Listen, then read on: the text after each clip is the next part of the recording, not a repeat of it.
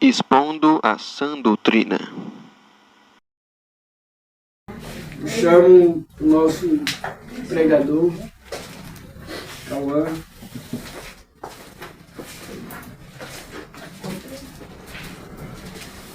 Vamos orar mais um pouco pela pregação. Também agradecer pelos louvores. Querido Deus, eterno Pai, mais uma vez, Senhor, eu me coloco diante de Ti, Pai. Pai, entrego os louvores, Pai, que foram entoados aqui nesse salão. Que o Senhor receba, Pai, como um aroma nas Tuas narinas. Sabemos que é pouco, Pai, comparado ao que ganhamos em Cristo. Verdade, Senhor. Mas receba, Pai, os louvores e nos ensine, Pai, a louvar com sinceridade, verdade e temor e tremor, Pai. Para que venhamos louvar, Pai, com o coração aquebrantado, o coração alegre de estar nos átrios do Senhor. Agora eu entrego nas Tuas mãos, Pai, o Seu servo, que vai ministrar a Tua palavra. Que o Senhor trabalhe primeiro no coração dele, para que venha trabalhar no nosso. Que possamos também estar atento, Pai, a cada palavrinha que será dita aqui, para que os nossos olhos estejam focados na pregação, os nossos ouvidos atentos no que vão dizer, Pai, do que a pregação vai dizer. E que possamos, Pai, nos alegrar nesse momento, Pai, pois é um privilégio estar, Pai, cultuando ao Senhor. É um privilégio estar nessa comunhão, nesse ajuntamento, Pai. Que o Senhor faz, Senhor, o Seu rio de paz correr aqui no meio. Essa é a minha oração em nome de Jesus. Amém. Amém. Os irmãos podem se assentar.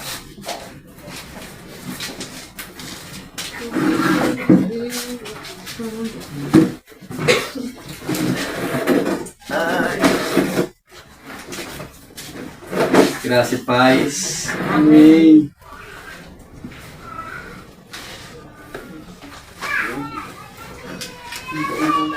Ficamos alegres em estarmos aqui mais uma vez. Mas ainda, né, por causa da nossa irmã Dágila, que está aqui. Espero que ela venha mais vezes.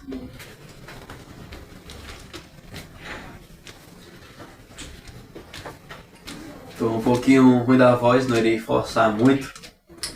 Porque essa gripe aqui é meio complicada, né? Então nós iremos continuar ainda a nossa série dos 10 mandamentos. Então eu peço que os irmãos já abram lá em Êxodo capítulo 20. Êxodo capítulo 20.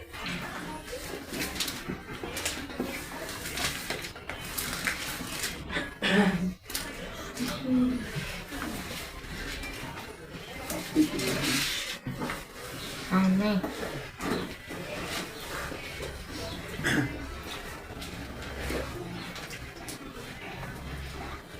Êxodo capítulo 20, verso 13, que diz assim: não mate, ou, na versão árabe, não matarás. Gostaria de recapitular os dois últimos estudos. Os dois últimos estudos, nós examinamos um pouco o 5º mandamento, que é honra o teu pai e a tua mãe, para que se prolongue o seu dia sobre a terra, que o Senhor seu Deus irá lhe dar. E esse estudo, o 5º mandamento, ele foi dividido em 2 partes, porque ele é bem extenso. E na verdade tinha mais, né? Só que eu foquei mais no âmbito familiar. E o 5º mandamento, como nós já havíamos visto, vou repetir mais uma vez, né? Porque eu gosto de repetir para memorizar. O 5º mandamento, ele tem uma implicação, porque ele diz: honra o teu pai e a tua mãe, obedeça o seu pai e a sua mãe. E a implicação é: como é que os filhos irão obedecer os pais se os pais não obedecem a Deus? É mais complicado, né? Então, aí tem um dever do pai, do responsável, ensinar aos seus filhos, para que os filhos possam de fato obedecer de maneira mais eficaz. E aí aqui vem, nós também já vimos um pouquinho sobre o que deve ser ensinado, não irei repetir aqui. Vimos também um pouquinho sobre o significado da palavra honra, que é bem diferente de você obedecer.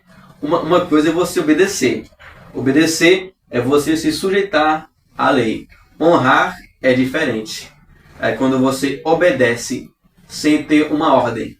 É quando você quer agradar o seu pai ou a sua mãe. Como eu também já havia dito, dando presentes é um exemplo. E no segundo estudo, nós vimos com 5 tópicos.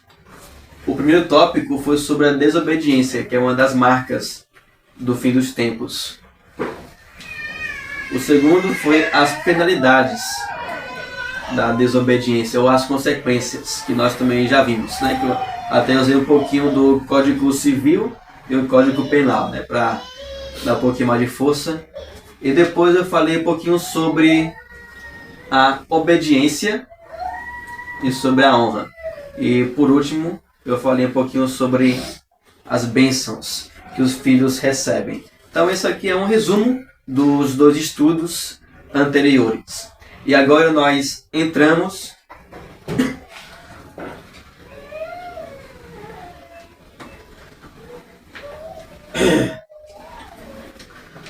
no 6º mandamento.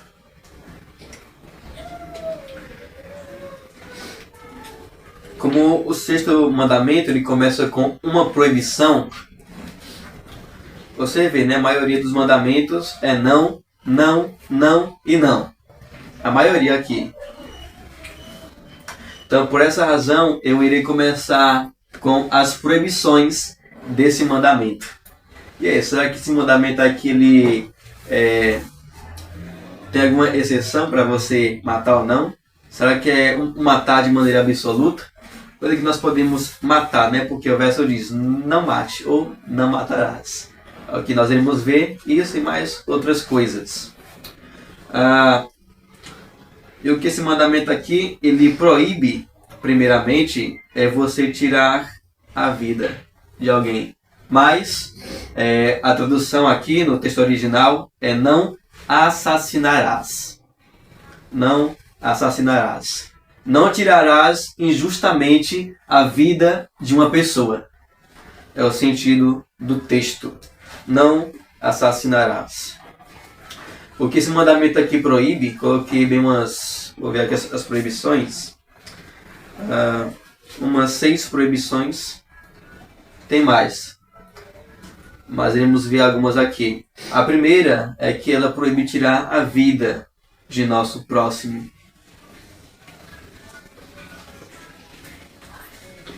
Aqui eu notei também uns versos. Tanto que foi o verso que eu usei no estudo anterior. Que diz assim: se alguém derramar o sangue de uma pessoa, o sangue dela será derramado por outra pessoa. Porque Deus fez o ser humano à sua imagem. Gênesis 9:6. Aqui é a chamada pena capital. Se você matar alguém, você deve ser morto. É a pena capital. Então esse mandamento aqui proíbe você tirar a vida do próximo. E uma das coisas que tem acontecido na atualidade, é claro, né, que não é nada novo, só muda, é o aborto. O aborto, antigamente, ele já existia. E se vocês vissem como era cruel, os homens, por assim dizer, batiam na barriga da mãe, tentavam causar qualquer tipo de efeito para que o bebê morresse. As mulheres também, para abortar antigamente os filhos, antes de Cristo, usavam ervas abortivas para matar o bebê, de modo oral e outra maneira aí. E não sei se os irmãos já ouviram também falar dos espartanos. Perdão. São soldados. Se os soldados tinham que ser canhotos, e ser um soldado. Ele nasce, não é odéstrofe. E se ele nascesse canhoto, com essa mão aqui, né, para pegar a arma, tinha que ser morto. Então o aborto ele era feito tanto na barriga, no ventre, quanto depois que a pessoa nascesse. Se alguém nascesse com algum defeito, matava. Porque talvez fazia com que a população ficasse mais vulnerável e mais fraca. Dentre outros exemplos também, né? Como eu poderia dar aqui. Lembramos até do Holocausto também, a Primeira Guerra Mundial, acho que foi, não sei se foi 3 milhões de pessoas que morreram, depois foi o dobro de pessoas que morreram. Só por causa de uma pessoa, né? Hitler, que queria dominar assim o mundo, por assim dizer, na Alemanha. Só que ele acabou perdendo. Talvez nós iremos ver isso aí um pouquinho mais à frente. Então esse mandamento ele proíbe tirar a vida do seu próximo. E também, não somente a vida do seu próximo, mas também a sua própria vida. Se lembra do cárcere? Quando Paulo e Silas estavam presos, aí Paulo e Silas começaram a orar e a cantar louvores. E a prisão foi aberta. Eles podiam sair. E o cárcere ficou em pânico. E Paulo grita, né, quando ele ia se matar: não faça nenhum mal a você, porque estamos todos aqui. Porque ali em Atos 16, se algum romano deixasse o preso sair, o romano seria morto. Era a pena de morte. Mas Paulo grita: não faça nenhum mal a ti mesmo. Lá em Atos 16, verso 28. Então esse mandamento também, ele proíbe não somente o suicídio, que é matar o próximo, mas também o homicídio. E aqui também tem algumas exceções. Quais são as exceções? Aqui tem 3 exceções. No caso de justiça pública, é a primeira. Um dos papéis do Estado é punir as pessoas. Se alguém fez um crime, ele tem que punir. E aí tem, talvez até mesmo alguns erros. Vou até aqui usar um exemplo entre a família e o Estado. Quando o pai ou a mãe, eles descarregam a ira em seu filho, quando batem em seus filhos, só para descarregar a ira, eles não estão disciplinando os filhos. Eles estão cumprindo não o papel de pai, mas do Estado. Porque o Estado é que tem o papel de aplicar a força. Compreenderam? O Estado é que tem o papel de aplicar a força. E também a pena de morte. E aqui também diz, lá em Números 35, versos 31 e 33, falando sobre o homicida. Não aceitem resgate pela vida do homicida, que é culpado de morte. Ele deve ser morto. Assim, não profane a terra em que vocês estão. Estou entendendo minha letra. Porque o sangue profana a terra. Nenhuma expiação se fará pela terra por causa do sangue que nela for derramado, a não ser com o sangue daquele que o derramou. Em resumo, aqui está dizendo que se alguém matar, deve morrer. Mesma coisa. Aqui diz que não pode fazer expiação. E também não aceitará resgate. O que esse resgate que o verso está falando aqui? O resgate é você pagar um dinheiro para aquela pessoa, para alguém, para que ela não seja morta, para livrá-la da culpa. A culpa é a dívida. E essa dívida aqui só pode ser paga com a própria morte. Pois aqui diz, né, que o homicida deve ser morto. E aqui no Antigo Testamento, quando alguém matava outra pessoa, seja por ódio ou alguma outra coisa, o parente mais próximo da outra família que tinha que fazer a vingança. Né? Como diz um desenho, se prepare para minha vingança.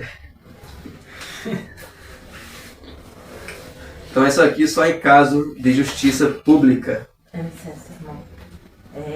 No Velho Testamento também tem a passagem que diz, creio que aqui, mesmo aqui também, o que eu li, diz que quando, né, tinha uma certa cidade que quando a pessoa, por exemplo, quando alguém tentasse contra a vida daquela pessoa, que ela se defendesse e matasse aquela, ela tinha puro direito de fugir e se esconder nessa cidade. Para que a família daquele que ele matou, por defesa, né, para salvar a sua própria vida, né, de um termo assim, a pessoa veio para matar aquela e ela foi e o matou para se defender, ela tinha por direito, né, de fugir e se esconder para que ela, com o tempo, aquilo ali passasse. Isso aí era só até a morte do sumo sacerdote. Quando o sacerdote morria, aí podia sair da cidade. Então aqui é só em caso de justiça pública, né? O Estado que tem que aplicar. Segunda exceção, só pode matar em caso de guerra legítima. E também Deus disse, né? Aqui, maldito aquele que fizer a obra do Senhor relaxadamente. Maldito aquele que retém a sua espada do sangue. Esse texto de Isaías 48, verso 10, ele fala um pouquinho sobre a guerra.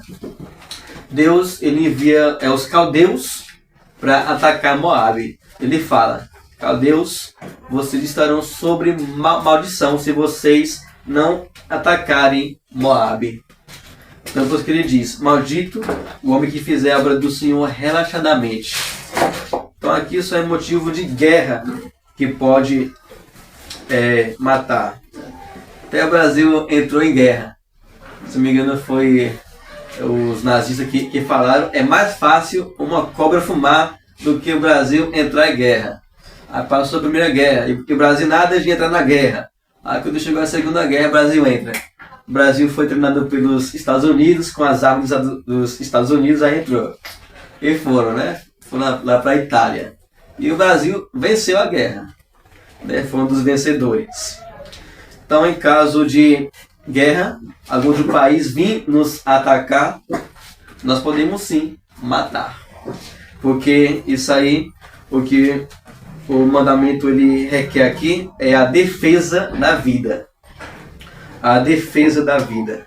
Então, nesse caso, também nós podemos matar em caso de guerra. E aí, David? E aqui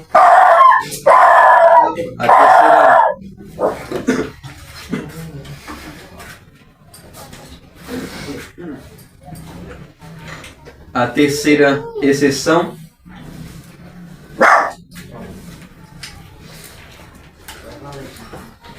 os irmãos já podem anotar aí as exceções em caso de justiça pública, em caso de guerra legítima. E terceiro,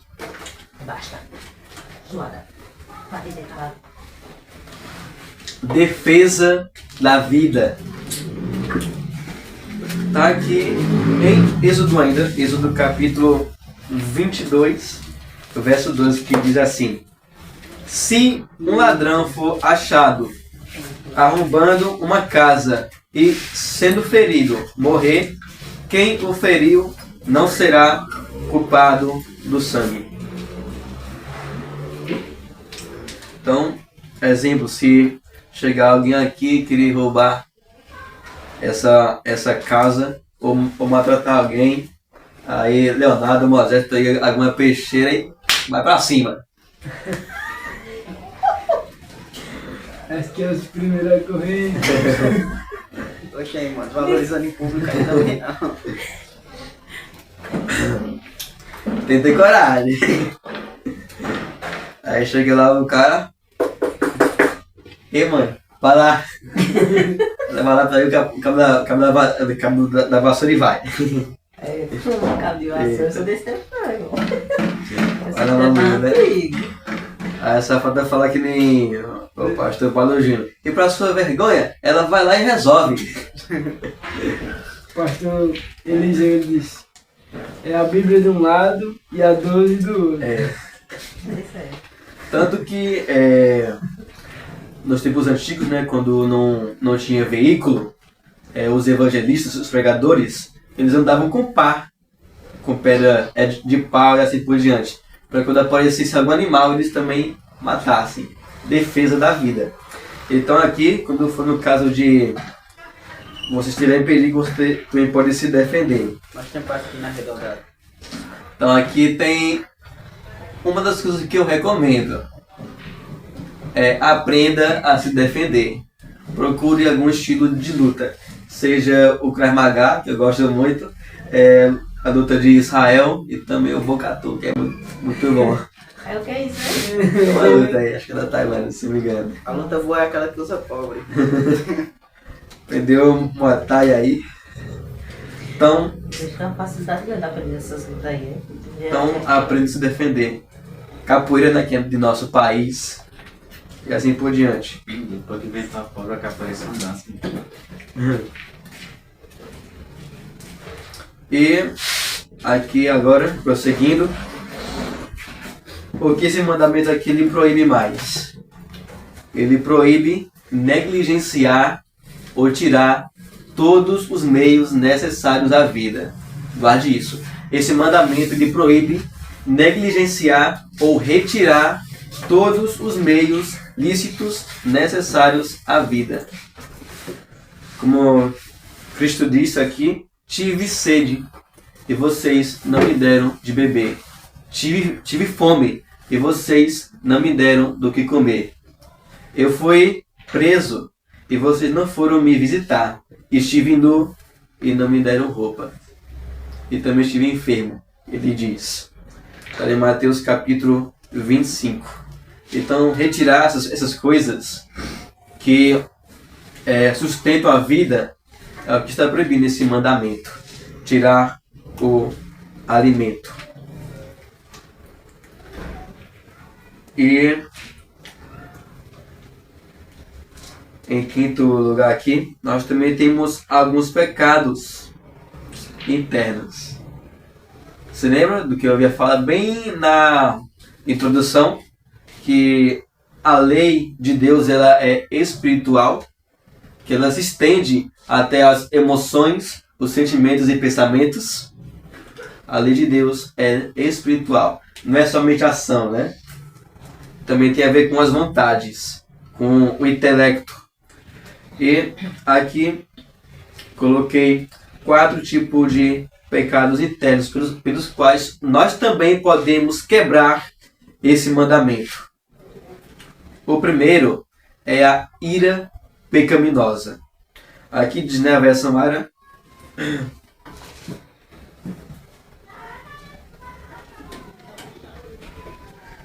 eu, porém, vos digo que todo aquele que, sem motivo, se irá contra o seu irmão, estará sujeito a julgamento.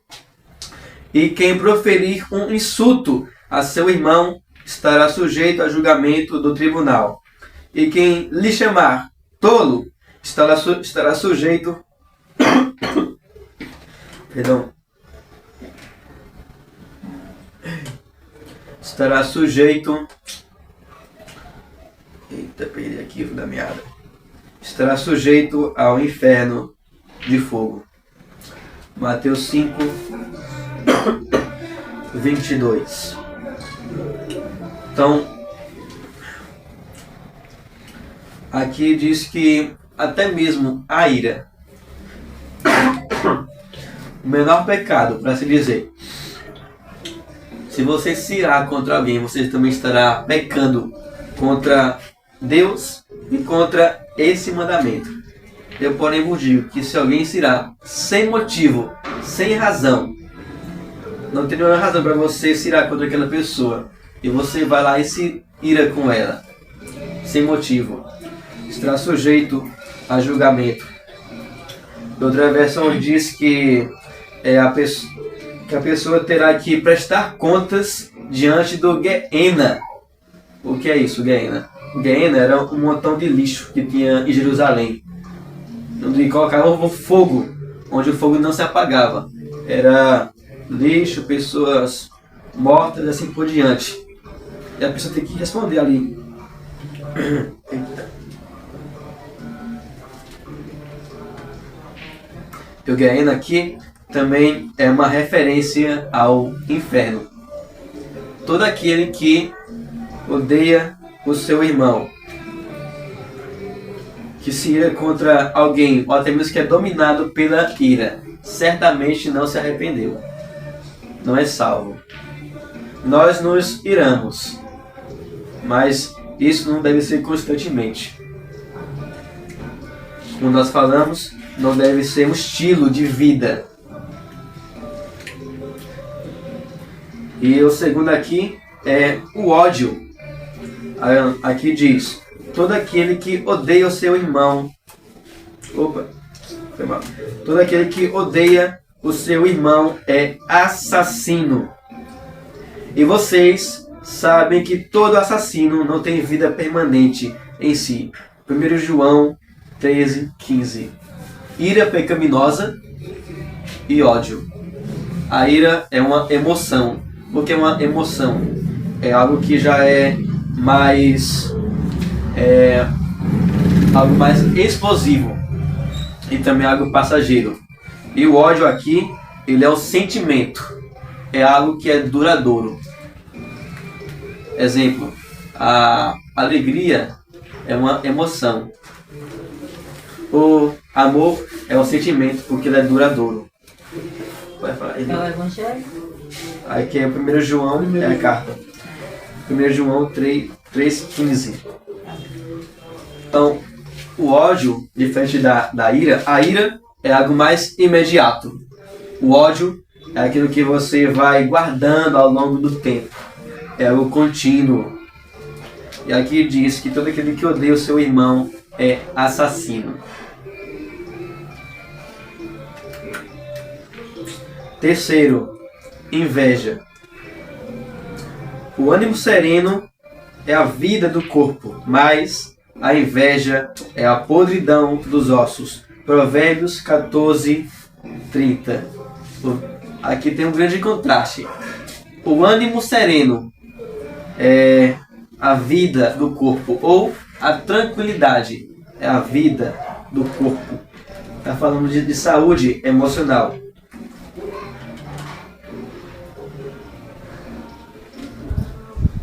Mas aqui diz também que a inveja é a podridão dos ossos. O que é a inveja? A inveja é quando você tem um desprazer ou fica infeliz pela felicidade do próximo. Porque o próximo está ganhando dinheiro e você não está. Porque o próximo tem um bom trabalho e você não tem um bom trabalho. Porque na vida daquela pessoa, nos seus relacionamentos com a sua família, com o namoro, o casamento, com as amizades, com as festas, dá tudo certo. E você olha para a sua vida e dá tudo errado. Aí você fica com inveja. Você fica querendo ter as mesmas coisas que aquela pessoa quer ter. Cuidado com a inveja. Que lá em Eclesiastes tem um verso que ele dá a entender que um homem que é invejoso, a inveja é o que impulsiona você a trabalhar mais, para que você alcance o que aquela pessoa tem. Às vezes, na verdade, quando você vai chegando é igual alguns memes que as pessoas botam, né, nas redes sociais. A pessoa, ela tá com um diamante ali na mão, né? Aí, aliás, tem duas cavando, né? Aí uma encontra primeiro, encontra a pedrinha. E da invejosa era muito mais maior. E aí ele vai escavando. Quando aquela pessoa acha aquela pedrinha de diamante, a invejosa para de cavar a dela, né? Que seria muito mais maior. E toma, mata aquela pessoa e toma a pedrinha dela. Quando que o diamante maior, mais valioso, estaria logo a próxima cavada. É isso. Isso é uma né? Irmão, isso é uma ilustração para que a gente se analise o quanto a vida da pessoa que é invejosa, a palavra correta é desgraçada, né? Ela é desgraçada, ela é miserável, ela é imunda, porque ela não tem um senso de discernimento, né? De enxergar que ela pode se esforçar por mérito dela, tendo fé e confiança, né? Que alcançaria o seu próprio objetivo. Ela não confia em si própria.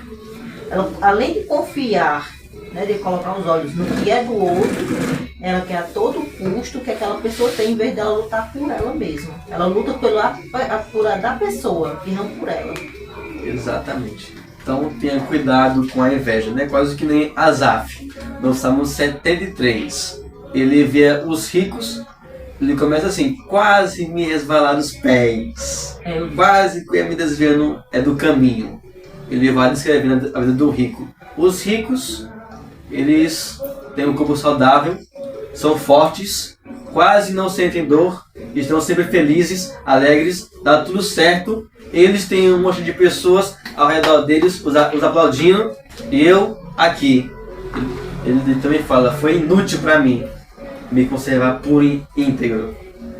Mas ele diz: mas até que eu entrei na casa do Senhor, eu descobri qual seria o fim deles.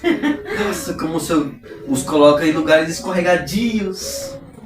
Então, vez que Deus faz isso, Deus abençoa esse tipo de pessoa, Deus as levanta para cair, né, para derrubar.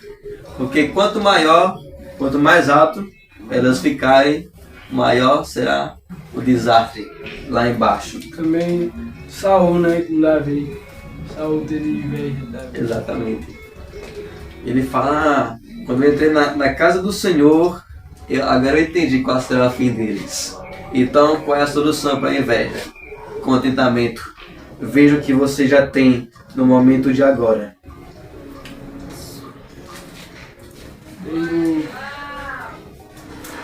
Quarto, desejo de vingança. Aqui também diz: meus amados, não façam justiça com as próprias mãos, mas deem lugar à ira de Deus, pois está escrito: a mim pertence a vingança. Eu aqui retribuirei, diz o Senhor. Então, a vingança aqui, né, os irmãos já sabem, né? Porque às vezes o pecador ele não precisa de aprender o pecado, né? Nós precisamos de aprender a fazer o que é bem, o bem. A vingança é quando você já quer revidar. E naturalmente nós somos assim, né? Alguém fala alguma palavra ofensiva conosco, aí nós já queremos devolver 10. Alguém nos ofende, aí por assim dizer, nós já queremos atravessar, né, a pessoa dividida em 1000 pedaços. Mas aqui o verso diz: dê lugar à ira de Deus. Não retribua. Não se vingue. É o que o mandamento também está proibindo. A vingança. Porque a vingança também tira a vida do próximo. Ele diz, né, que a ele pertence a ele e a vingança. Eu também acredito aqui, né, uma das razões pelas quais não devemos nos vingar, porque a Bíblia diz que nós não devemos pagar mal por mal. Mas se vence o mal com o bem. E também porque a nossa justiça não é igual à justiça de Deus. Por isso que não devemos nos vingar. Sexto. Eita, talvez aqui eu pegue algumas. Esse mandamento aqui, ele proíbe o desequilíbrio na alimentação. Ixi, nossa. Bebida e comida. Vai ter que comer sua salada, irmão? Comer é bom, né? Disseram que os crentes não bebem, mas comem, que essa é uma beleza. Eu não sei dizer, irmão. Eu não sei. É que nem eu dizer que não vou comer essa carne, não como tudo. Aqui diz: tenham cuidado, aqui é sobre o fim dos tempos. Tenham cuidado para não acontecer que o coração de vocês fique sobrecarregado com as consequências da orgia, da embriaguez, das preocupações e assim por diante. Lucas 21, 34. Aqui está falando de excesso, embriaguez. Falando também sobre o álcool. Você consumir algo muito mais além da conta. Como por exemplo, gorduras, salgados, doces e assim por diante. Mas gordura de assim, criação é saudável, é bom. Não, é certo. Mas tem umas que não muito boas não. Por exemplo, assim, a de porco ela ainda vai assim ofensiva, entende? Mas, por exemplo, assim, criação com carneiro, gado, claro, também tem as partes, a questão do animal, se é saudável ou não. Porque é outro é recomendado por um nutricionista, dos médicos, que nem soubesse comeriam aquilo ali, né? Não direto, mas de vez em quando, porque faz bem a saúde. Então, tenha cuidado com a alimentação. Vai pegar alguma diabetes, aí o tecido adiposo vai crescendo, para não falar gordo. Os rins também começam a ficar ruins. Você começa a perder suas forças. Pode até acontecer que você não mais consiga se levantar da cama. Talvez o seu processamento mental fique lento, dentre outras consequências. Além do mais, pode até correr um risco de ter um AVC. Então, cuidado com a alimentação. Acidente vascular cerebral. Quase um derrame. Então, tenha cuidado com a alimentação. Não coma doce demais.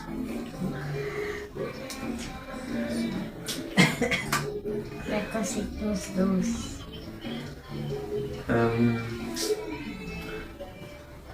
Equilíbrio proíbe o desequilíbrio na alimentação e também no trabalho.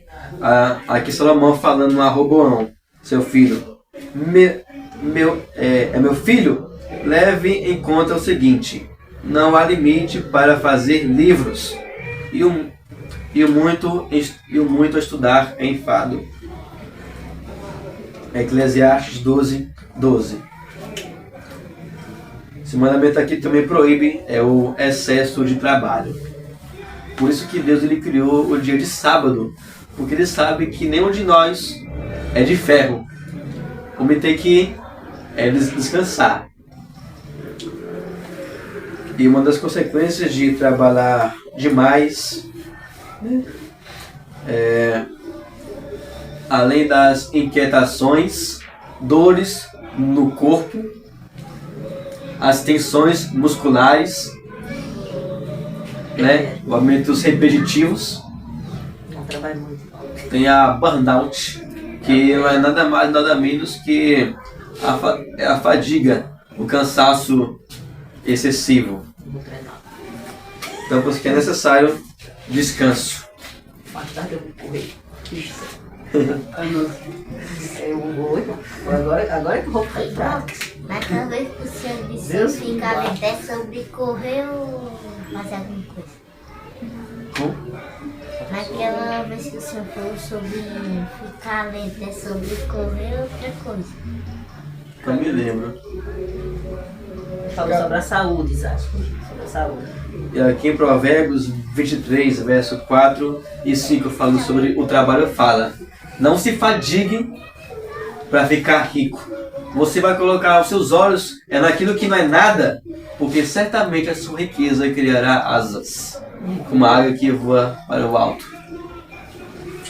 Como uma palha ao fogo, se acaba. E terceiro, nas recreações. As recreações é o lazer, passeios, viagem. Aqui diz Isaías 5, 12. Liras e harpas, tamborins e flautas e vinho não faltam nos seus banquetes. Porém, não consideram as obras do Senhor, nem olham para as obras de suas mãos. Então, equilíbrio também nas recreações. Momento de sair de casa, os passeios que também não podem ser excessivos. Tudo isso aqui, esse mandamento, ele está proibindo. Porque aqui também diz, né, que eles não consideram as obras do Senhor.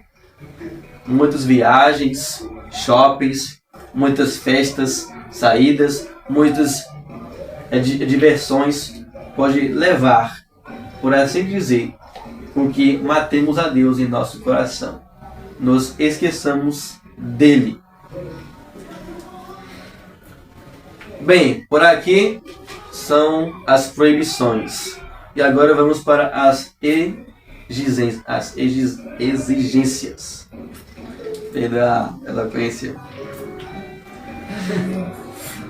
Estamos chegando na metade.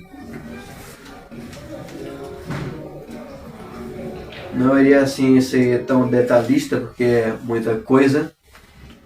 Então, o que esse mandamento aqui, ele proíbe? Primeiro, ele proíbe todo o esforço legítimo para que nós possamos preservar a nossa vida e a vida do próximo. Ok? Esse mandamento, ele exige todo o esforço legítimo para preservarmos a nossa vida e a vida do próximo. O que tem a ver também esse esforço legítimo?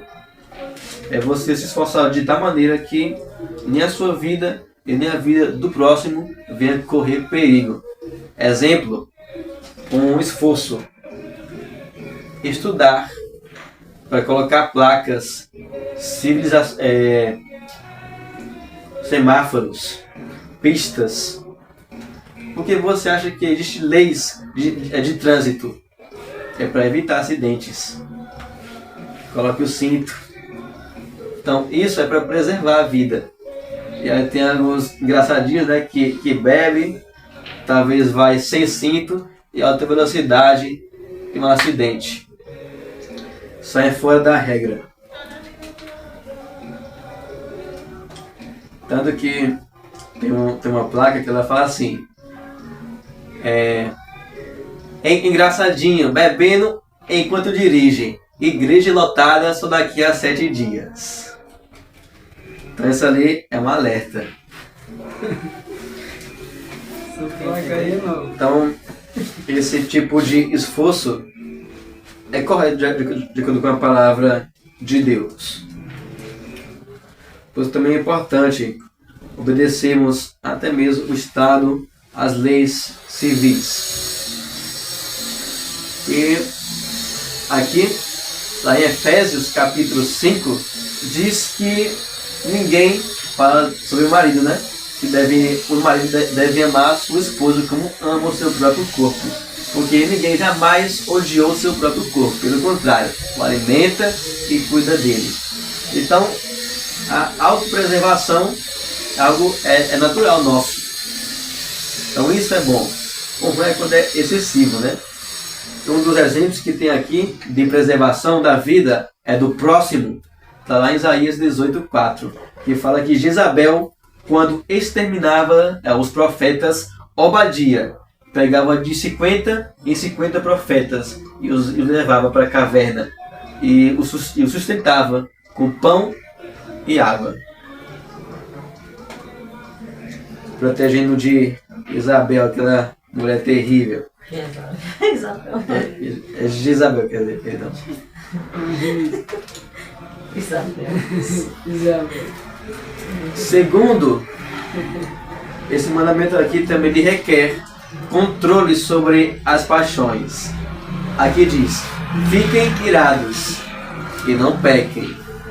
Não deixe com que o sol se ponha sobre a ira de vocês. Efésios 4:26. E tu lhe diz: vocês até podem ficar irados, mas não ser dominado pela ira.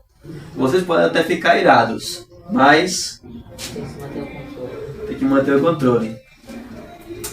Para que não solte essa ira. E na verdade o melhor é que você não fique irado. Eu acho que é mais recomendável. E aqui também diz que, né, para que não se ponha um sol sobre a nossa ira, isso é, para que não se passe o outro dia. para que essa ira não se torne em amargura. Controle sobre as paixões. Terceiro, esse mandamento aqui, ele proíbe evitar as ocasiões que tirem a nossa vida. O que quer dizer aqui as ocasiões?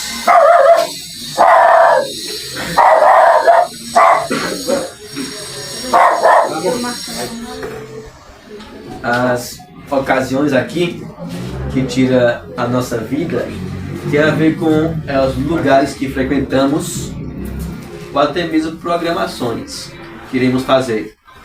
Exemplo, as aventuras e esportes, escalar montanhas, pular de paraquedas. Se lembram dos homens milionários que foram ver as peças do Titanic no fundo do mar e morreram? O submarino implodiu. Isso ali é uma aventura perigosa. É um exemplo de ocasião que leva a tirar a própria vida. E eu poderia aqui dar alguns exemplos também, que eu já havia falado uma vez. Apareceu lá no Instagram, né? Uma jovem que morreu. Ela tinha tomado banho, estava molhada ainda. Ela foi pegar no telefone carregando. Deu uma descarga elétrica e morreu. Então evite fazer isso. E antes, né? Quando era nessa época do Free Fire, muitas pessoas falavam, não deixa no telefone carregando. Eu sempre ouvia, né, isso. E até ali eu nunca ouvi algum caso sobre o telefone explodindo. Até que um dia teve uma notícia de que um youtuber morreu jogando Free Fire. Com o celular no carregador e pior, com fone de ouvido. Ficou surdo e morreu. Outro... Pegou foi descarga mesmo. Veio foi trazer, veio tomando a sua conversa aí. Porque tiraram, né? Era um rapazinho. Parece que era 16 anos. O celular recarregando. E o som no ouvido. Diz que a descarga passou. Ele colocou, né? Que acessou, disse que ele passou diretamente a carga. Explodiu. Tanto o aparelho que tinha no carregador pegou fogo. O carregador, o aparelho explodiu tudo. Até os cabos mostrando, né? Depois que rompeu os cabinhos do fone de ouvido. Ele morreu na hora. Outro exemplo, um caso. Um pai estava. Não sei se era o pai, não me lembro. Acho que era um filho, um pai estava andando com o filho na rua. E o filho estava com o telefone na mão. Telefone de última geração, por assim dizer. Chegou um ladrão, passa o telefone. E não. E o ladrão nele. E o pai foi falar, eu amava o meu filho Trimax. Amava nada. Quem é doido de dar o telefone para uma criança? E aí ele acabou morrendo porque não quis dar o telefone. Seria mais fácil dar o telefone, né? E sair vivo.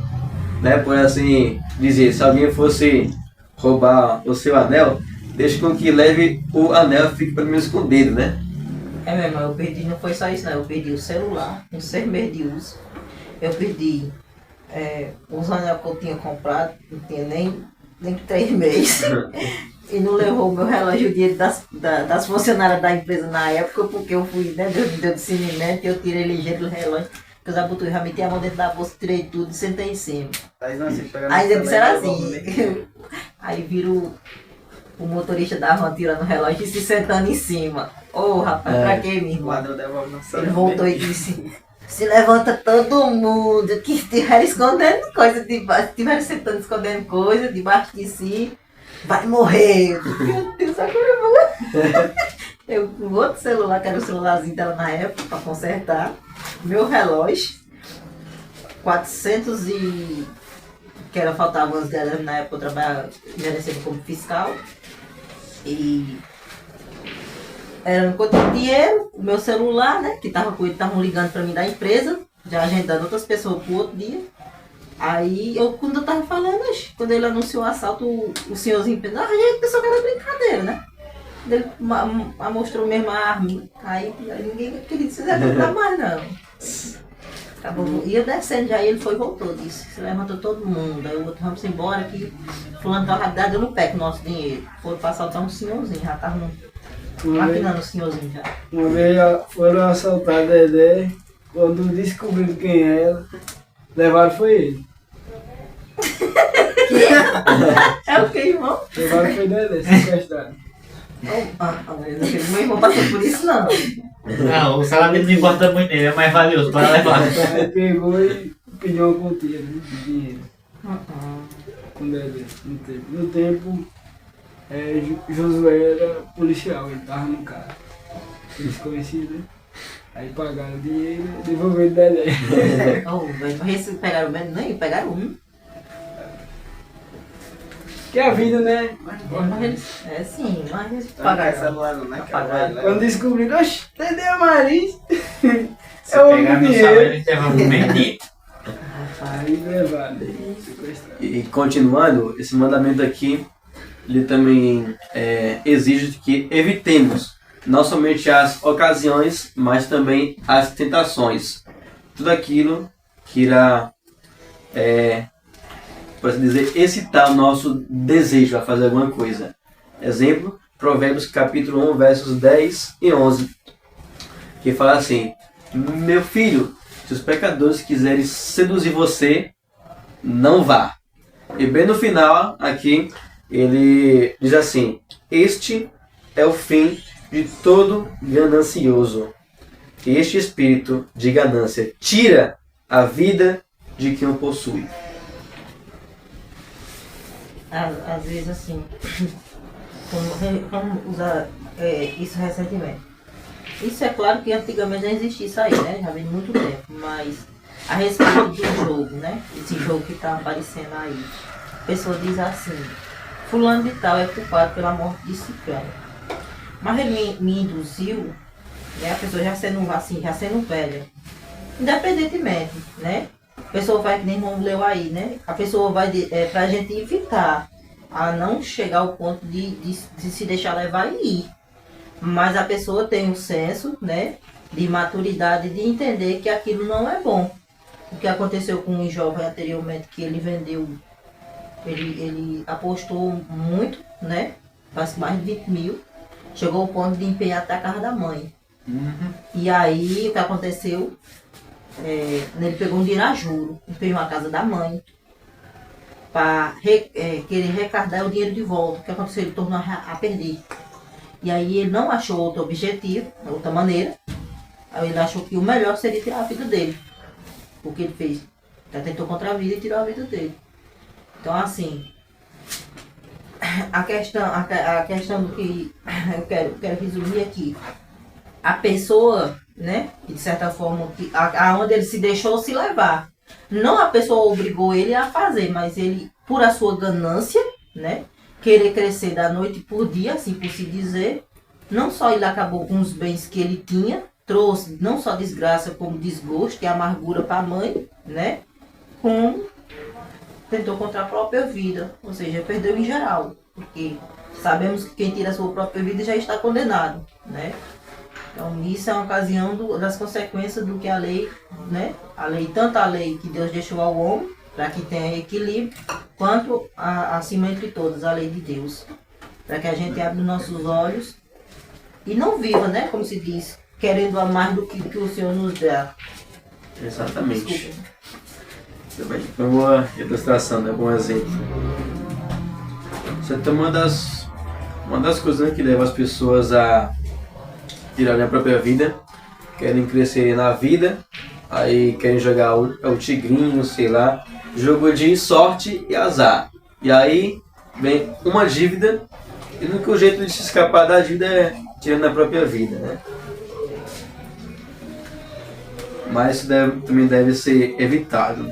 Porque para ficar rico, né, para ser um milionário, é um processo. Isso, na verdade, como se diz, é uma sedução, né, das riquezas que o mundo oferece. Para muitos que querem crescer, como se diz, que anda cego, querendo crescer da noite pro dia. Então, aqui, continuando. Além de evitar as ocasiões e as tentações, o mandamento também ele requer que nós tenhamos sossego de espírito. Aqui diz: deixe a ira, abandone o furor, não se irrite, certamente isso acabará mal. Aqui é o Salmo 37, verso 8.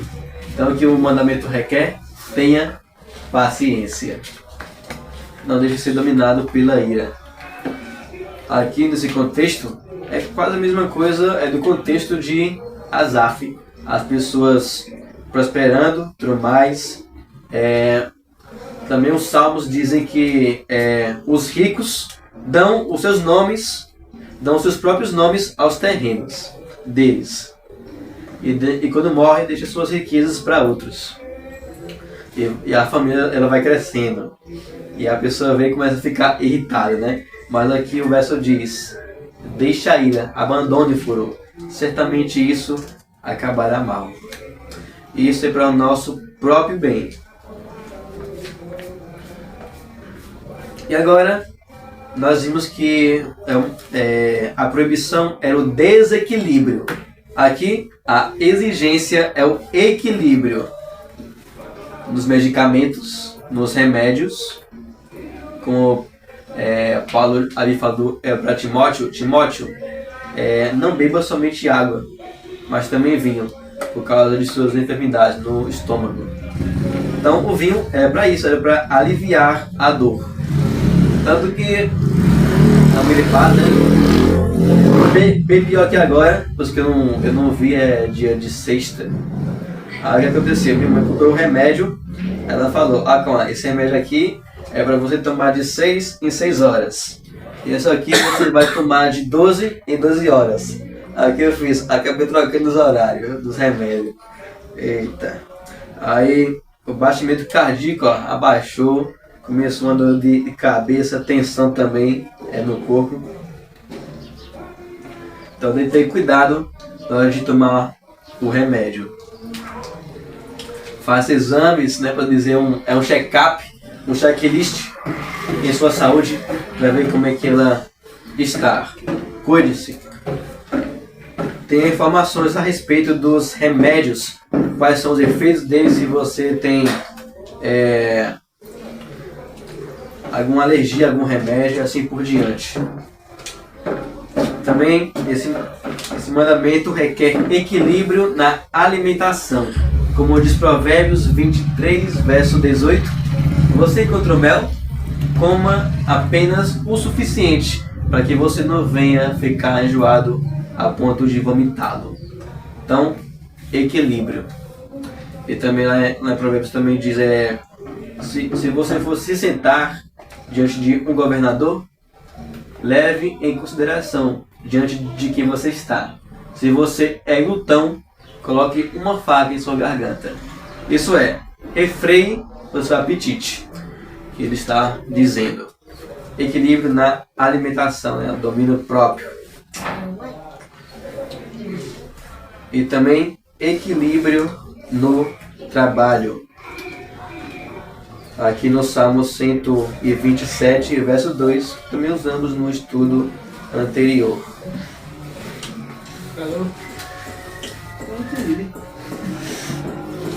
Aqui o Salmo 127, verso 2 diz: será inútil levantar de madrugada, dormir tarde, comer o pão que conseguiram com tanto esforço. Aqui no verso anterior diz que se Deus não for com a cidade, em vão vigia a sentinela. Se Deus não for com a casa, em vão vigiam os que a edificam. E aqui diz que todo o seu trabalho será inútil. Equilíbrio no trabalho. Muitas vezes, por trabalharmos demais, nos esquecemos de Deus, nossa comunhão com Ele. eu também já havia falado que nenhuma de nossas atividades deve interferir nas outras. A escola não deve interferir em nossa vida devocional, nem o trabalho deve interferir nas viagens, nem as viagens em nossa vida devocional e assim por diante. Deve ter um equilíbrio. Deve ser sempre assim. Porque se tudo que nós fizermos e não termos comunhão com Deus, o verso diz, tudo inútil. Não serviu para nada. Tudo que você fez. Então é esse equilíbrio que esse mandamento requer. Então, para chegarmos ao fim, estamos finalizando. Esse mandamento requer que tenhamos bons pensamentos. Vimos os pecados interiores e agora os bons pensamentos. Aqui diz, né, sobre Davi e Jonatas, dois amigos. Então Jonatas falou bem de Davi a Saul. 1 Samuel 19:4. Então temos que ter bons pensamentos diante das pessoas. Em vez de você ficar só olhando o lado ruim daquela pessoa. Ah, tá irmão, come demais. Sei lá, tá irmão, fala demais. E assim por diante. Ah, tal irmão só vive reclamando. Veja pelo menos o lado bom. Se ora, se vem aos cultos, se esforça e assim por diante. Veja o lado bom, tenha bons pensamentos a respeito de seu próximo. E não fique com inveja ou com ira dele. E também o mandamento requer bons desejos. Por exemplo, o amor. Aqui diz que o ódio provoca conflitos, mas o amor cobre todas as transgressões. Provérbios 10:12.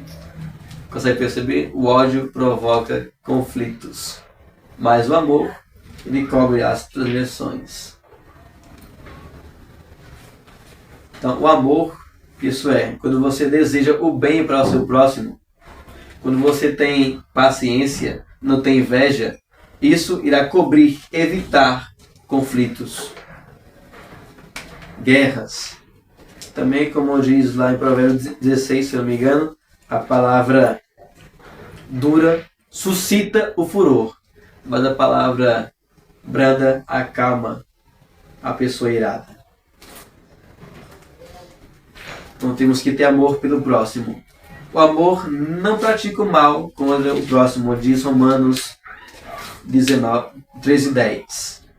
E aqui Paulo ele conclui dizendo: portanto, como eleitos de Deus, santos e amados, revistam-se de profunda compaixão, de bondade, humildade, mansidão, de paciência.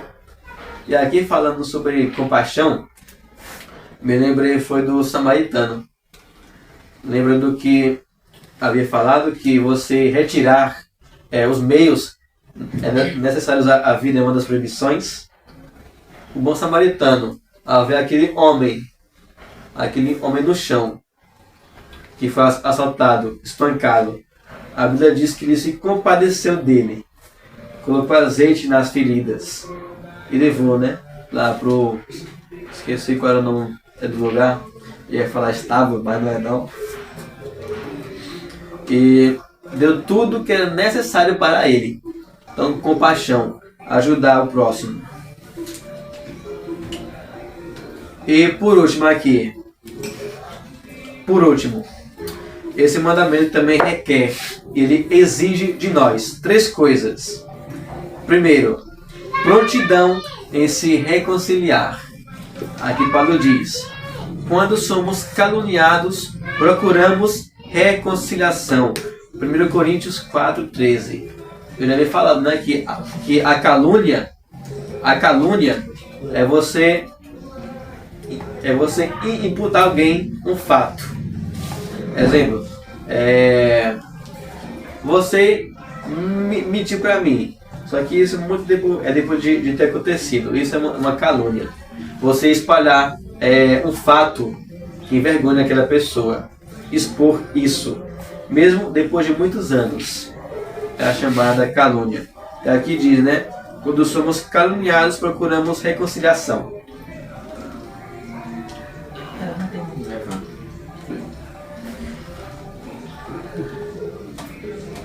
E Paulo, ele se converteu ao cristianismo, e talvez quando ele chegasse a alguma igreja, quando ele entrasse na sinagoga, os judeus ali, ou os cristãos, Paulo, talvez iriam falar: sai daqui, fora com ele. Poderiam até apedrejá-lo. Mas Paulo talvez ele iria falar: irmãos, acalme-se, porque eu tenho alguma coisa para falar para vocês. E aí, é tudo uma ilustração.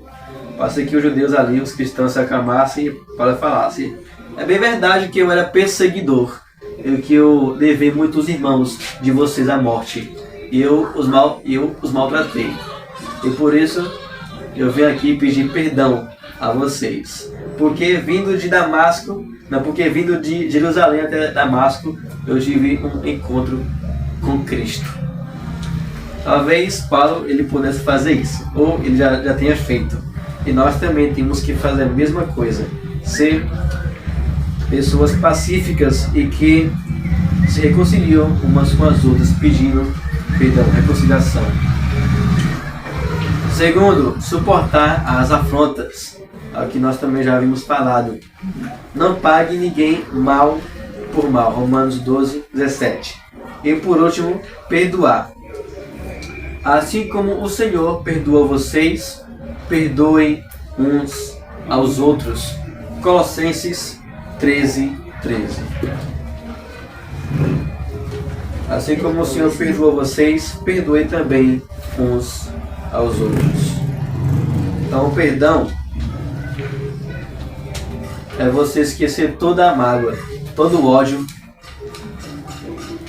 É você deixar de lado a amargura, esquecer o que aquela pessoa fez de mal contra você e tratá-la como se fosse seu amigo ou a sua amiga. Então, meus irmãos, que o Senhor nos ajude, que Ele nos guarde e que Ele nos faça a viver de tal modo para que não tiremos a nossa própria vida nem a vida do próximo, mas nutrir bons pensamentos. Então, com esse estudo, peço que os irmãos curvem suas cabeças e vamos orar.